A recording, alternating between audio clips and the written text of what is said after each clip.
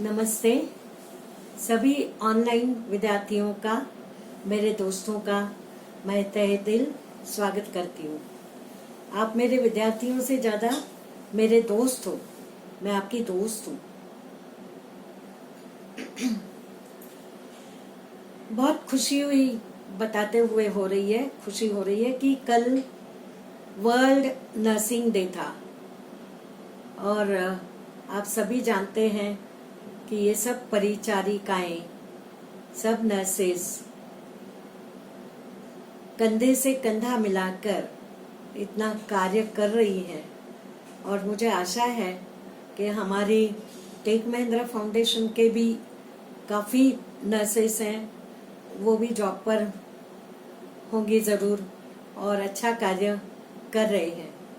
तो सभी को मेरा सैल्यूट और सभी को मेरा धन्यवाद और सबके लिए मैं शुभकामना करती हूँ कि हमेशा हमेशा अच्छा कार्य करते रहे। ये नर्सिंग कब से शुरू हुआ, क्यों शुरू हुआ? तो जब वर्ल्ड वॉर था, वर्ल्ड वॉर में कई नुकसान हुए, कई जीवित हानियां हुई, कई जीव घायल हुए, कईयों के हाथ पैर टूटे, कई लोग जख्मी हुए, अलग अलग उनको तकलीफों से गुजरना पड़ा था।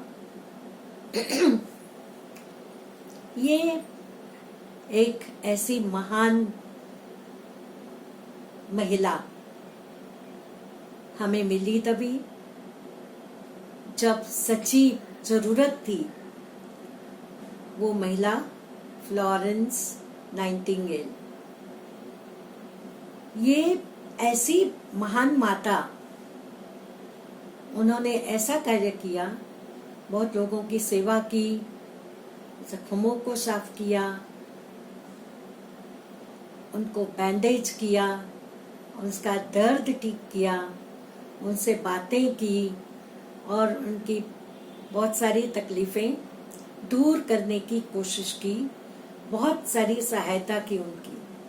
तो ये सब सेवा कार्य करते करते उनके मन में ऐसा आया कि क्यों ना हम ऐसे सेवा में लोगों को ट्रेनिंग करें, मतलब प्रशिक्षित करें और ये कार्य बढ़ाएं, तो हॉस्पिटल्स को भी उनका फायदा होगा और अच्छा कार्य करेंगे। तो ये है एक्चुअली महान माता, वो नर्सेस की, परिचारिकाओं की माँ है, जिन्होंने ये कार्य शुरू किया। ये नर्सिंग कोर्स इतना महान हो गया और आज सिर्फ महिलाएं नहीं, पुरुष भी उसमें प्रशिक्षित हो रहे हैं और काफी सारे हॉस्पिटल्स में भी कार्य कर रहे हैं। देखा जाए तो नर्सेस ये हॉस्पिटल का बैकबोन है और they are the soul of the hospitals. Hospital का आत्मा है। नर्सेस नहीं होगी तो अच्छी तरह से कार्य होना बहुत मुश्किल होगा। तो डॉक्टर्स के साथ सभी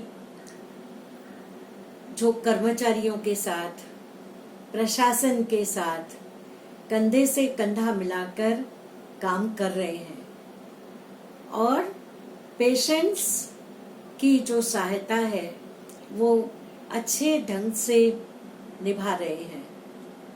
पेशेंट्स को दवाई से भी ज्यादा जब दो शब्द उनके साथ मीठे बोले जाते हैं तो दवाइयों से ज्यादा उनके लिए ये काफ़ी इफ़ेक्टिव रहता है, बहुत असर होता है, बहुत अच्छा फील करते हैं, महसूस करते हैं। तो मीठा बोलना, कम्युनिकेशन स्किल्स में मैंने बताया कि sweet, soft, smooth, polite and clear, ये सब अच्छा हो तो हम दूसरों का भी मन जीत सकते हैं।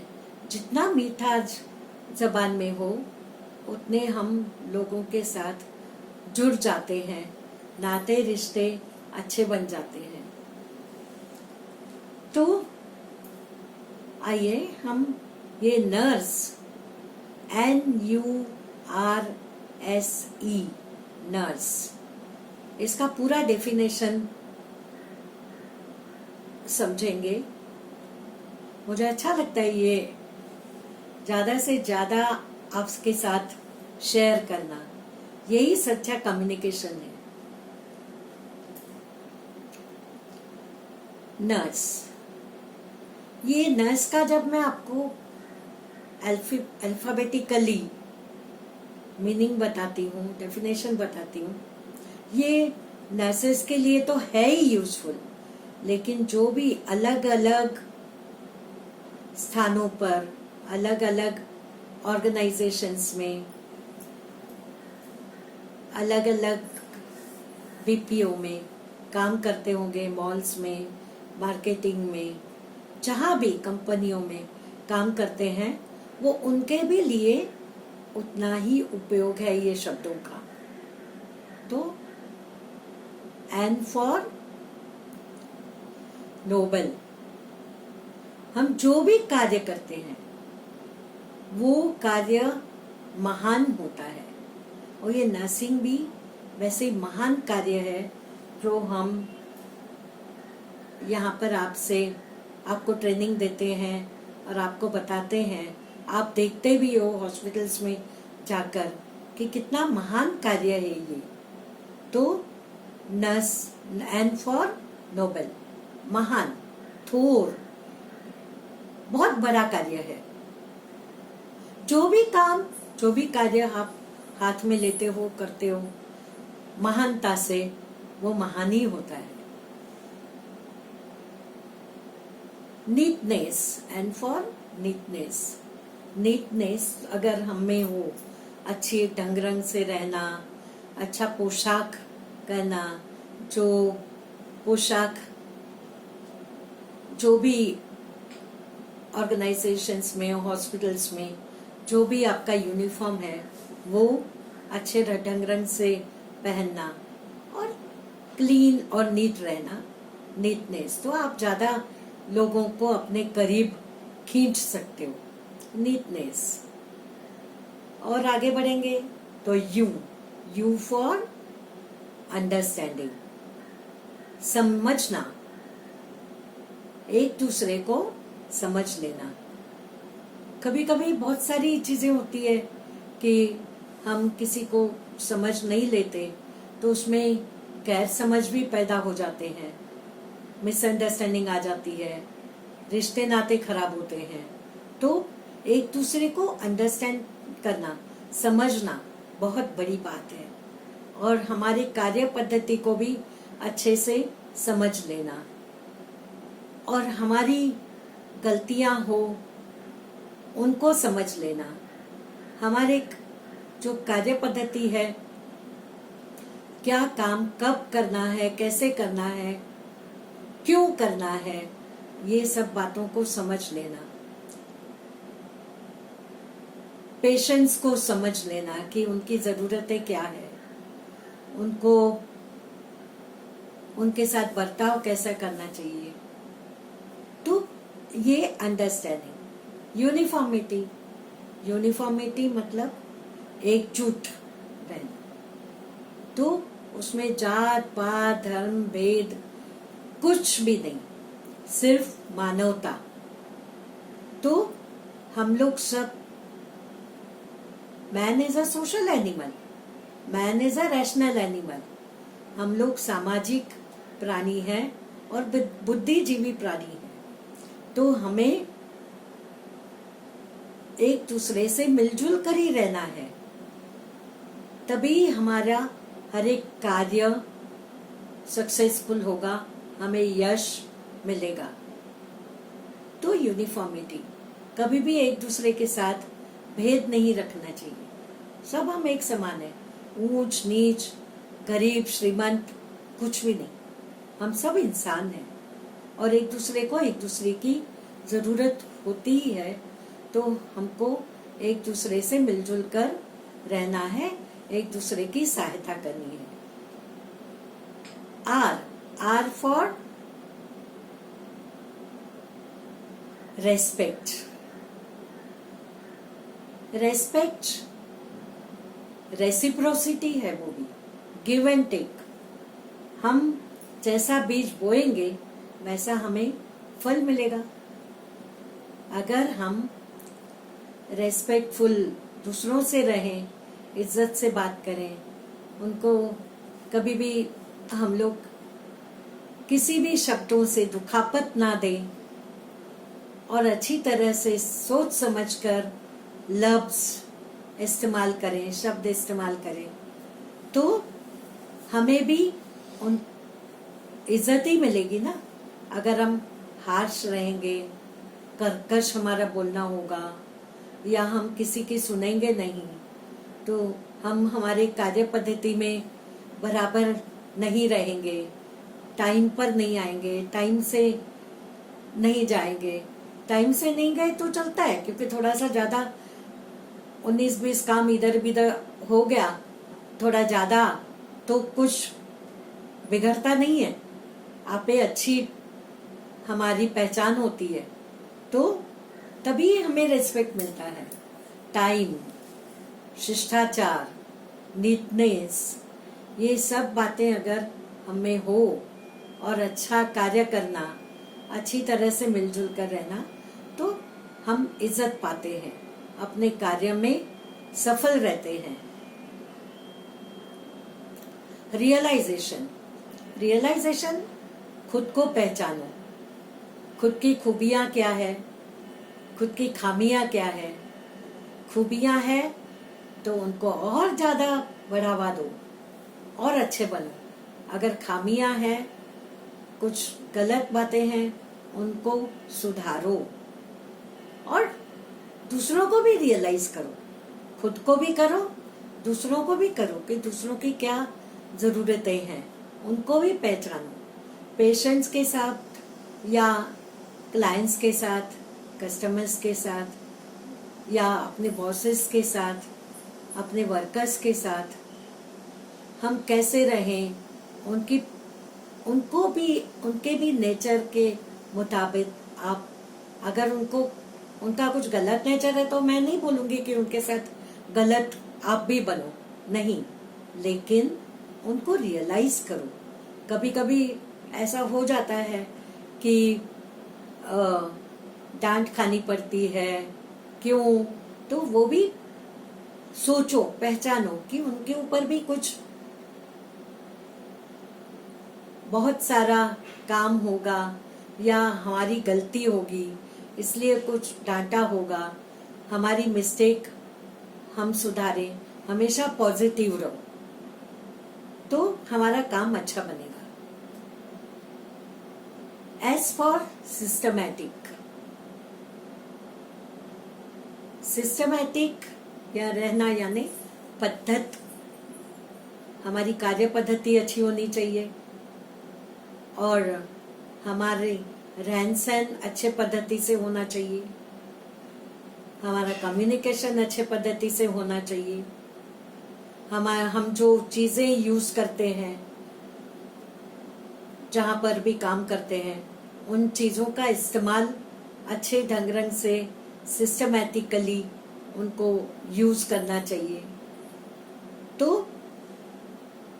ये हो गया एस। इसको सिस्टमैटिक पद्धति से जो हम रहेंगे वो आप पर भी निर्भर करता है ना, हम लोग कैसे रहें, कैसे इज्जत पाएं। और दूसरा आएगा सिंपैथी। सिंपैथी यानी ऐसे मत सोचो कि सिंपैथी यानी दया नहीं। सिंपैथी सहानुभूति, सहानुभूति आप रखो एक दूसरे के प्रति। सहानुभूति देना और दया दिखाना ये अलग अलग दो चीजें हैं। दया दिखाते हैं तो उनको हम पीछे खींचते हैं, अगर सहानुभूति से अच्छी तरह से उनसे पेश आते हैं तो उनको हम आगे जाने का बढ़ावा देते हैं। तो सिंपैथेटिक रहना चाहिए, दया मत दिखाओ। जैसे कोई पेशेंट आया आपके पास तो अरे रे इसका क्या होगा, ये कैसा ठीक होगा, इसका इतना खून जा रहा है, इतना उसको तकलीफ है, नहीं, उसको दया मत दिखाओ, उनको चार शब्द अच्छे से बताओ, सिंपैथेटिक रहो कि नहीं आप ठीक हो सकते हैं, लेकिन आप अच्छी अपनी केयर करोगे, हमारे साथ आप अच्छी तरह से जो हम आपको बताते हैं वो काम करोगे और अच्छी तरह से दवाइयाँ लोगे, अच्छा अपना इलाज करवाओगे तो आप जरूर सक्सेसफुल होगे। Sympathy, sympathetic, be sympathetic. वैसे ही आएगा ई फॉर एम्पैथी। सिंपैथी और एम्पैथी, मैंने अभी अभी कहा कि हमें दया नहीं दिखाना है, तो एम्पैथी यानी दूसरों के पैर में हम, दूसरों के शूज में हम अगर अपना पैर डालते हैं तो हमें पता चलता है कि कितना दर्द भरा ये है। अगर एम्पैथी का मतलब दूसरों की जगह पर जो तकलीफ मंद है, जिसको बहुत सफर हो रहा है, किसी बात में उसको बहुत तकलीफ हो रही है, दर्द भरा है, तो उसकी जगह पर खुद को महसूस करो। अगर हम उसकी जगह पर हो तो हमें कितना दर्द होता, कितना सहन करना पड़ता। बहुत सारे पेशेंट्स आते हैं, बहुत सारे मानसिक दृष्टि से भी पीड़ित होते हैं, शारीरिक पीड़ा होती है उनकी, तो उनको, उनके साथ एम्पैथेटिक रहो। उनको ऐसे मत दिखाओ कि नहीं आपका क्या होगा या कैसे होगा, नहीं। एम्पैथेटिक, बी एम्पैथेटिक, उनकी जगह पर खुद को महसूस करो और उनको अच्छी तरह से उनका इलाज, उनकी केयर करने की कोशिश करो। उनकी जगह पर खुद को महसूस करना, क्लाइंट की जगह पर खुद को महसूस करना, या कभी आपको किसी की डांट सुननी पड़े, या कभी कोई आपको समझाता हो, कभी कोई ऐसी बात हो, तो आप नाराज मत होइए। बी एम्पैथेटिक सबके साथ, कि खुद को उनकी जगह पर ढाल के देखो कि हमारा किससे नुकसान है या हमारे से किसको नुकसान है क्या। नो, तो अगर आप ऐसे बर्ताव करोगे तो ही आप लोगों का मन जीत पाओगे, कार्य पद्धति आपकी अच्छी होगी और आप अच्छे ढंग से आप अपना कार्य करोगे। Efficiency, E for efficiency. Efficient रहना यानी परिपूर्ण रहना, परफेक्ट रहना। वैसे देखा जाए तो कोई परफेक्ट नहीं होता है, सबको सीखना पड़ता है। जिंदगी भर हम कुछ ना कुछ सीखते रहते हैं, लेकिन फिर भी एफिशिएंसी होना बहुत जरूरी है कि हम अपने काम में कैसे एफिशिएंट रहेंगे। तो जो हमें कार्य दिया गया है उसको सिस्टमैटिक करना, उसको टाइम पर पूरा करना, टाइम पर आना और लोगों के साथ, पेशेंट्स के साथ, कस्टमर्स के साथ, क्लाइंट्स के साथ अच्छा बर्ताव करना, अपने बॉसेस के साथ अच्छा बर्ताव करना, अपना कार्य टाइम पर पूरा करना और काम में हमेशा तत्पर रहना। डेडिकेशन, डेडिकेशन की भी बहुत जरूरी है।